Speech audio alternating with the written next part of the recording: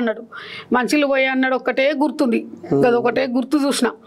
ఇక ఎవరు వచ్చినా కానీ లోపలికి ఎవరు పోయినా కానీ నేను తెలంగాణ కోసమే మా అన్నయ్య తిట్టిండట, నీకు ఏం రోగం రా, మీ అమ్మ కన్నా బాధపడి మీ అమ్మ మీ చదువుకుచ్చుకుంటున్నారు, మేమన్నా గవర్నమెంట్ ఉద్యోగస్తులం ప్రైవేట్ ఎగ్జామ్స్లలో చదివేలే, మీ మమ్మీ మీ డాడీ కష్టపడి ఇట్లా చదివిస్తుంటే నువ్వు ఇట్లా ఏం చేస్తుంటే మీరు నోరు మూసుకోరు, తెలంగాణ రాష్ట్రం కోసం 5 అన్నదమ్ములు వ్యాన్లు ఎక్కిరు తీసుకొస్తుంటే అట్లనే అన్నాడట.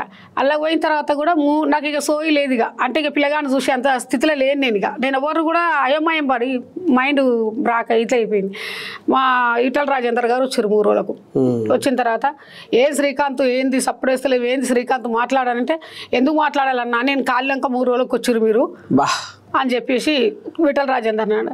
నేను బతికించుకుంటాడు అన్న, నేను బతికించినా నన్ను ఏమన్నా మీరు బతకాలని బతికించి ఇంకా డాక్టర్లను పిలిచినా మళ్ళీ నేను బతికినా తెలంగాణ ఉద్యమం ఉవ్వెత్తున లేవకుంటే మళ్ళీ చనిపోతా, కానీ నేను చనిపోయినా పర్వాలేదు కానీ కేసీఆర్ గారిని బతికించురు, కేసీఆర్ గారు బతికితేనే తెలంగాణ రాష్ట్రం వస్తుంది, కేసీఆర్ చచ్చిపోతే తెలంగాణ రాష్ట్రం రాదన్న, నేను చచ్చిపోయినా ఏం లేదు